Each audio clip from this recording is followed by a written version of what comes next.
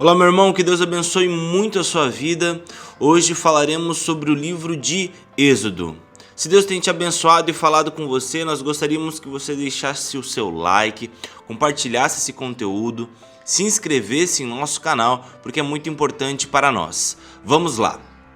Terminamos Gênesis com José, que se tornou governador do Egito, trazendo toda a sua família para dentro do Egito. O livro termina com a morte de José e o povo de Israel se multiplicando na região. José, seus irmãos e toda a sua geração morrem e entra em cena outra geração. No começo de Êxodo, um novo rei foi colocado no Egito e o mesmo se sentiu intimidado e desconheceu toda a história de José. E afirmou que os israelitas eram muito numerosos e algo precisava ser feito. Por isso o povo foi escravizado. O faraó ordenou para as parteiras da época que todo recém-nascido do sexo masculino que nascesse dos israelitas precisava ser morto. As parteiras falaram que as hebreias eram muito fortes e muitas vezes não tinham controle sobre o seu nascimento. Então o faraó ordenou que as crianças que nascessem fossem jogadas no rio Nilo. No capítulo 2 vemos o nascimento de Moisés, que por ser um bebê muito bonito, foi escondido por 3 meses até que um dia foi colocado em uma cesta à beira do rio Nilo. A filha do faraó o encontrou, permitiu que ele fosse amamentado e depois de grande o adotou. Tempos depois, mais velho, Moisés, mesmo vivendo no palácio, foi acompanhar seus irmãos hebreus e percebeu o quanto era pesado que eles passavam, até ver um egípcio maltratando um dos hebreus. Moisés então o matou esse egípcio e o escondeu. Após o ocorrido, o faraó ordenou que Moisés fosse morto. Moisés fugiu e foi para a terra de Midian. O capítulo 2 termina com o rei do Egito morrendo e o povo clamando a Deus por socorro. Deus ouviu e lembrou da aliança que fez com Abraão, Isaque e Jacó. O capítulo 3 se inicia com a conhecida passagem de Deus falando com Moisés através da sarça ardente. Deus se revela a Moisés afirmando que ele seria o libertador do povo. Moisés é resistente ao chamado e Deus afirma que estaria com ele. Diga ao povo que eu sou, te enviou, afirmou Deus. Deus disse que o povo seria liberto da escravidão do Egito. No capítulo 4, Deus concede sinais a Moisés, como no início do capítulo, quando transforma uma vara em uma serpente. Moisés continua inseguro e Deus continua trabalhando em seu coração. O livro continua afirmando que Moisés era gago e precisava de alguém para ajudá-lo a conversar com o faraó. Deus chama Arão para ser porta-voz de Moisés. Moisés compartilhou tudo com Arão e com os líderes dos israelitas. No capítulo 5, após a proposta de Moisés, o faraó é contrário a isso e aumenta a opressão sobre o povo, dando a eles mais trabalhos e menos condições de trabalhos e recursos. No capítulo 6, Moisés fala com Deus o porquê o povo está sendo maltratado, e Deus afirma que libertaria o povo, assim como prometeu para os seus antecessores. Os israelitas não deram ouvido a Moisés, mas mesmo assim Moisés e Arão entregaram a mensagem. No capítulo 7, Deus reafirma seu plano a Moisés, que ele se cumpriria, mesmo tendo alguns contratempos com o faraó. Nesse capítulo, eles vão diante do faraó, Moisés e Arão. E esse tempo é marcado porque a vara de Arão se transforma em serpente na frente do faraó. O faraó mandou chamar os seus sábios, que também transformaram as suas varas em serpentes. Porém, a serpente de Arão engoliu as outras serpentes. A partir disso, o coração do faraó se endureceu. E ele não quis permitir que o povo saísse, fosse liberto. Porém, Deus afirmou que seriam mandadas pragas para o Egito e que iriam atingir todo o povo do Egito.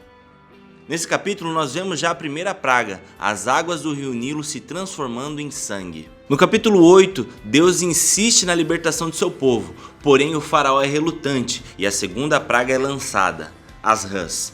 O faraó prometeu que libertaria o povo, porém, depois que as rãs começaram a passar, ele endureceu o coração novamente. A terceira praga então chega até o Egito, piolhos. A quarta praga, moscas. No capítulo 9, a quinta praga, a morte dos rebanhos. A sexta praga, feridas que atacaram o povo e seus rebanhos. A sétima praga, granizo, atingindo tudo, inclusive destruindo toda a vegetação. O capítulo 10 se inicia com a oitava praga, gafanhotos. No mesmo capítulo acompanhamos a nona praga, trevas. No capítulo 11, chega com o anúncio da 10ª e última praga. Deus afirmou que essa seria a última praga e que a partir disso o faraó iria permitir que o povo fosse libertado. O capítulo 12 se inicia com Deus instruindo o seu povo sobre o que seria chamado de Páscoa. Deus instrui Moisés e ao povo que o sangue do animal celebrado na Páscoa deveria ser passado nas portas, para que naquela noite o anjo da morte não atingisse os primogênitos do povo de Deus. Então, naquele dia, à meia-noite, todos os primogênitos do Egito foram mortos, inclusive o filho do faraó. Após o ocorrido, houve grande choro e lamento no Egito, e o faraó mandou Moisés e Arão partissem, pegassem o povo e saíssem do Egito. No capítulo 13, observamos a saída do povo do Egito pelo deserto. Deus mandou uma nuvem para proteger o povo durante o dia e uma coluna de fogo durante a noite. No capítulo 14, é marcado pelo novo endurecimento do faraó, que mesmo depois de ter libertado o povo, manda os soldados egípcios irem atrás dos israelitas. Perto do Mar Vermelho, quando os egípcios se aproximaram, muitos israelitas entraram em desespero. Porém, Deus fala com Moisés que estendesse a vara para que o mar se abrisse e eles passassem em terra seca, livrando eles dos egípcios. No capítulo 15, que é um capítulo marcado pelo cântico de Moisés, pelo livramento que o Senhor dera ao povo. No capítulo 16, Deus manda maná do céu para alimentar o povo e também manda codornizes. Deus mandou que, tirando o sexto dia, em nenhum outro dia os israelitas poderiam guardar maná para outro dia. O que Deus mandou para aquele dia era para aquele dia. No capítulo 17, vemos mais um milagre. Através de Moisés, Deus faz com que a água saísse da rocha para o povo beber. Em seguida, é narrada a vitória sobre os amalequitas. Josué foi ordenado para liderar o combate. Moisés subiu ao monte para interceder acompanhado de Arão e Hur.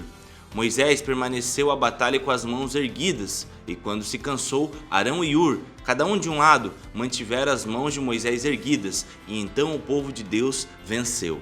O capítulo 18 é conhecido pelo conselho do sogro de Moisés, Jetro, para que Moisés levantasse líderes entre o povo para ajudá-lo com decisões rotineiras ou menores, para que Moisés pudesse se concentrar em outras questões. E assim ele o fez. No capítulo 19, eles chegaram ao Monte Sinai. Deus promete que irá se manifestar ao povo e que quer fazer uma aliança.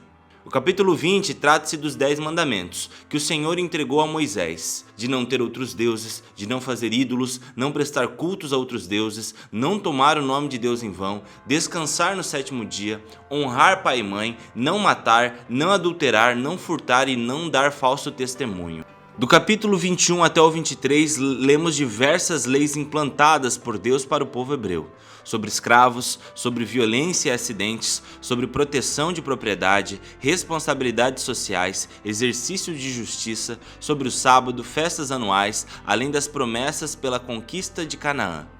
No capítulo 24, Moisés tem um tempo com Deus no monte, onde ficaria por lá por 40 dias. No capítulo 25, Deus instrui sobre as ofertas no tabernáculo, sobre a construção da Arca da Aliança que seria construída, além da mesa e de outros utensílios. E por fim, Deus instrui sobre o candelabro de ouro. A partir do 26, a instrução era sobre o tabernáculo, onde Deus escolheria para ali se manifestar. O capítulo conta sobre todo o projeto de armação e do véu. O capítulo 27 e 28 são marcados pela instrução da criação do altar de holocaustos, o pátio, óleo para candelabro, vestes sacerdotais, que seriam colete, peitoral e outras vestes. No capítulo 29, Arão e sua família são consagrados como sacerdotes e instrui sobre os holocaustos. Nos capítulos 30 e 31, a instrução é sobre o altar de incenso, sobre propiciação, a bacia de bronze, óleo e incenso. Além das escolhas dos artesãos do tabernáculo, o Senhor fala através de Moisés sobre o dia de sábado, que era santo. No capítulo 32, Moisés ainda estava com Deus no monte, e o povo lá embaixo percebia a demora. E então cercou Arão para que ele fizesse um bezerro de ouro para adoração. Moisés desceu do monte e viu toda a adoração e danças em torno do bezerro. Então Moisés se irou e quebrou as tábuas e destruiu o bezerro de ouro. No capítulo 33, Deus ordena que o povo saia de onde estava e fosse rumo à terra prometida. Deus afirmou que aquele povo era muito obstinado e que poderia destruí-los pelos seus pecados. Moisés veio para a tenda do encontro que ele montou para ter um tempo com Deus e poderia falar face a face com ele. Moisés pede para ver a Deus, mas Deus afirma que ele não poderia suportar. Então passa rapidamente pela fenda de uma rocha de costas. No 34, Deus escreve novamente nas tábuas, já que Moisés tinha quebrado as primeiras. Deus renova a aliança com Moisés e Moisés volta dessa experiência até o povo com o rosto resplandecendo, brilhando. No capítulo 35, Moisés reafirma sobre o sábado e transmite sobre os materiais do tabernáculo para os artesãos. No capítulo 36, inicia-se a construção do tabernáculo. No capítulo 37, a Arca da Aliança é feita, a mesa e os utensílios, o candelabro de ouro e o altar de incenso, conforme Deus tinha ordenado. No 38, o altar de holocausto são feitos e o pátio. No 39, tudo que Deus tinha ordenado sobre as vestes sacerdotais são cumpridos, a veste sacerdotal com o colete, peitoral e outras vestes. No último capítulo, o 40, o tabernáculo é armado. Dentro era colocada a Arca da Aliança e era protegida com véu. O final do capítulo conta que a glória do Senhor encheu todo aquele lugar. Amém, meu irmão? No próximo capítulo, nosso conteúdo será sobre o livro de Levítico. Que Deus abençoe a sua vida. Se você gostou desse conteúdo, novamente eu te peço, curta, compartilhe e comente. Deus abençoe.